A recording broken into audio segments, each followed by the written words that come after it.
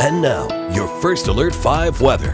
Hey everyone, it is cold, and when we kind of look at the winter weather alerts through the rest of the day, locally, other than some weak flurries north of the Highway 50 corridor, there is no additional snow expected for Colorado Springs, Canyon City, Pueblo, Otero County, Crowley County. Really, most of the snow is up to our north and east of Denver. But I-70 and I-76, and I talked about this at the top of the show, will stay closed well into the evening hours, possibly even into really early Wednesday. CDOT has got a lot of cleanup work to do on those roads. It's not only the snow, it's the ice underneath that'll be an issue.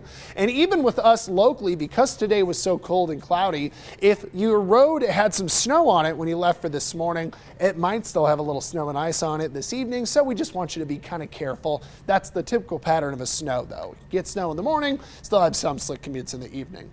Snow reports, by the way, we're kind of between 1 to 6 inches. Rocky Ford out towards eastern Pueblo County and Otero County ended up with around that 4, 5, 6 inch rain. Higbee was about 4 inches.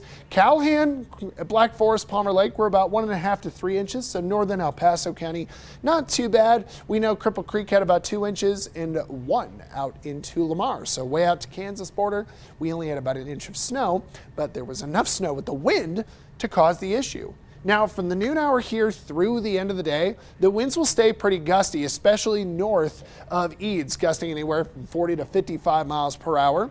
The winds on the interstate between 4 to 6 o'clock will go for the 20 mile per hour range back into the teens, meaning that we get a lot less windy through the end of the day. And then overnight, while yes, the northeast corner of the state stays very windy, we will get calm here in the plains and on the interstate. So the night gets cool and calm, which isn't too bad. Less wind is always a good thing. Temps will be in the 30s and 40s for your daytime numbers, but we're about to see quite the change in temperature from 2 o'clock through 4 o'clock. Wind chills in the single digits crash down into the teens in El Paso County by 6. Pueblo County gets there overnight, so it's going to be extremely chilly evening for us. Now we know that the snow to our north will kind of spin and cycle away from 2 to 4 o'clock, meaning that east of Denver out to Fort Morgan, Sterling, and Lyman, there really isn't much more snow falling by 6 o'clock. So CDOT really gets to work on the roads going there, and we should continue to get things to improve overnight. Speaking of overnight, the low drops to 15 in Colorado Springs. We know that on Wednesday, we'll stay pretty windy and we are going to have some snow kicking around on Thursday evening. On Friday, we'll have a high of 28, which is some Arctic air, and we stay dry through the weekend. It's just pretty chilly outside. Into Pueblo, I think that we are looking at maybe a little evening flurry on Thursday. A lot of the forecast is in the 40s and 30s, but we've got some Arctic air coming Friday, so it's going to feel cold, especially in the overnight. For Canyon City, cold but not as cold as everybody else. We do think we could see a little evening snow on Thursday.